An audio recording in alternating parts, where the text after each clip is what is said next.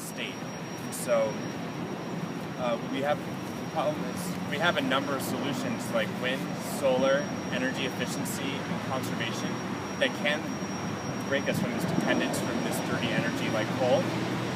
And in 2008, Ohio recognized this need to break our dependence. And so they implemented the renewable energy standards that created the impetus to invest in a cleaner energy future for Ohio.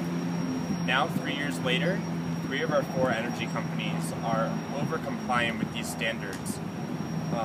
In fact, in 2010, Duke Energy over-compliant by 284% in complying with these standards for investing in a cleaner energy future. So now First Energy, our utility provider for Northeast Ohio, we're asking them to do the same, to take a stand for our public health and comply with Ohio law. So this is part of our Sierra Club's National Initiative Beyond Coal campaign, and we're here in Cleveland calling upon the Public Utilities Commission to take a strong stand for our public's health, environment, and our economy. Right now, over 500 Ohio residents have already signed on to our petition, calling on the public health, calling on the P.U.C.O, and then we've also started growing a coalition of over 10 businesses and local organizations, including Ohio Citizen Action and Environmental Health Watch. So now there are a lot of great alternatives to these dirty coal plants, and to showcase the innovation happening right here in Northeast Ohio. We brought together today Aaron Lemieux, the CEO and founder of Tremont Electric, and John Graven, the Vice President and Director of Product Development for Lighting America of Ohio. We've also brought here Brian Cummins, the City Councilman from Ward 14, to also discuss the importance of clean energy investment in Northeast Ohio. So to start things off, I thought I'd pass it over to Aaron Lemieux, the CEO and founder of Tremont Electric. Thank you very much. Again, my name is Aaron Lemieux. I'm founder and CEO at Tremont Electric. We are a early-stage alternative energy technology company that's located here in Cleveland, Ohio. We've watched for many years as the state of Ohio and the citizenry went through the questions of do we need a renewable portfolio standards? And ultimately, the answer to that was yes. And thankfully, we have Senate Bill 221, which has been signed into law. It basically puts out a full spectrum solution to the current energy crisis that not only our state but our nation has. SB 221 is very important to us in the early stage area because it basically helps to form the demand of what's going to be the next market of energy generation, not only here in Ohio, but also in the country and hopefully throughout the world. Being in the space that I'm in, I've traveled around the world and met with many different leaders in the alternative energy community in a couple of different continents. It's amazing what some of these other countries have been able to do because they were on board with these ideas a long time before the rest of our country. Now, when you think about some of the things that happen at the national level, we do not necessarily have a consolidated energy plan for our nation. This has essentially been brought down to the state level, which makes a lot of people happy. However, we need to make sure that items like SB 221, our renewable portfolio standard here, stay and are enforced. Essentially, what we're asking for is not just the customers, but also the shareholders of entities like First Energy to get on board with what was voted into law here in the state of Ohio to help build this new economy so that we can have the manufacturing jobs for these new alternative energy technologies here in the state of Ohio. We have the opportunity to have a winning position here, to make our environment better, to create jobs for our children, and we need to follow through and make sure that everybody is on board and doing what they're supposed to be doing. Thank you. Thank you so much, Sharon. Up next we'll have John Graven, the Vice President and Director of Product Development for Lighting America of Ohio. Thank you. Very proud today to be here to speak about what we're talking today because I stand where the revolution of the power of light began here in Cleveland, Ohio. August 29, 1879, when the first electric light, street light, was lit in this country. And of course, caused all of the folks to come to this great area.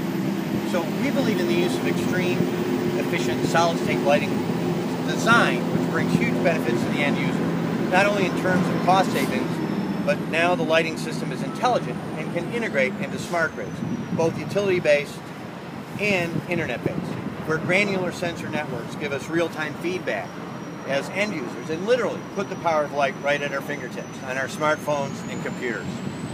In combination with renewable power, daylight harvesting, and conservation, extremely efficient solid-state lighting design can bring reductions of power demands by as much as 92%, which we've demonstrated here in northeastern Ohio with many of our contracts. This brings us a new future where our lighting is a system, like that our telecommunication and computer networks is highly reliable, independent of the grid, using the same low voltage DC power supplies and microgrids. This compatibility with wind, solar, geothermal, wave energy from Aaron's company truly makes extreme efficient solid-state lighting design the true gateway technology to a clean, low-cost, and intelligent distributed power future, where there is no current war, AC or DC, but where combined together we can achieve an emission-free, low-cost power system simply by embracing the power of light. Together, First Energy, leadership, and leadership within the community, demonstrated by our government, local leaders, and our national policyholders. At Lighting America of Ohio, we are a design and build solid-state lighting integrator dedicated to the implementation of extreme efficient lighting designs, which are fully compatible with today's renewable energy system. As the Director and Product Developer and the Executive Vice President of Lighting America, we're located here in Akron, Ohio, Northeast Ohio, where we come from this proud tradition. We are currently involved in municipal, higher education, and medium to large industrial lighting system implementation. And these projects are literally saving Northeast Ohio millions of dollars annually and reducing carbon emissions by millions of tons a day.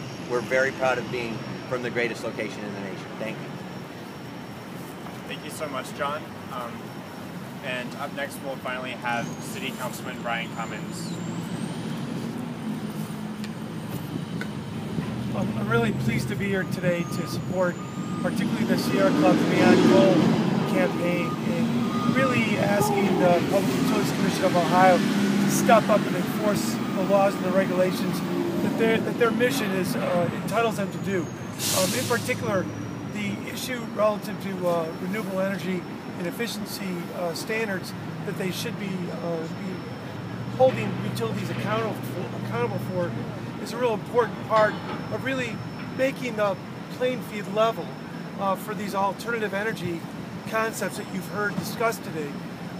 By First Energy not basically being held accountable to these renewable energy and energy efficiency standards, it's basically somewhat like an additional subsidy to their energy output that they're providing to a large sector of Ohio, and ultimately it's just slowing down or not really aiding in the process of converting and actually dealing with issues such as energy efficiency, and particularly in a city like Cleveland, where we have a large degree of low-income population living in the city.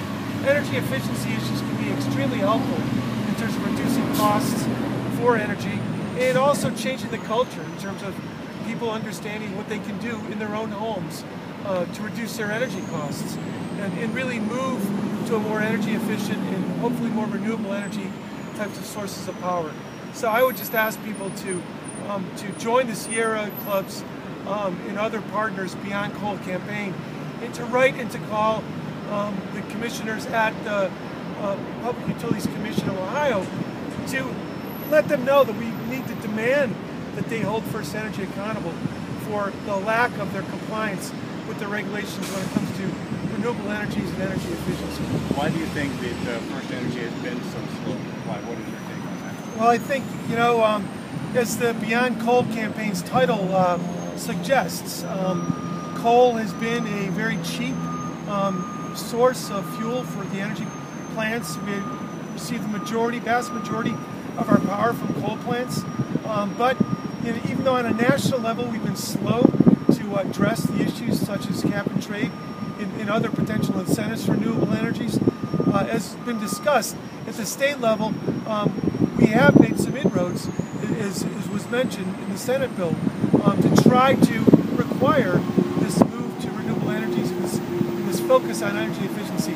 But frankly, the industry has been slow nationwide to meet these regulations, although, as it's been said, there's been other power companies that have been able to comply.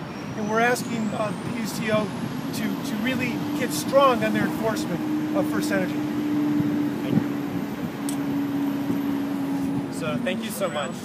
And it's clear that Cleveland and Northeast Ohio are poised to become a real leader in the clean energy industry.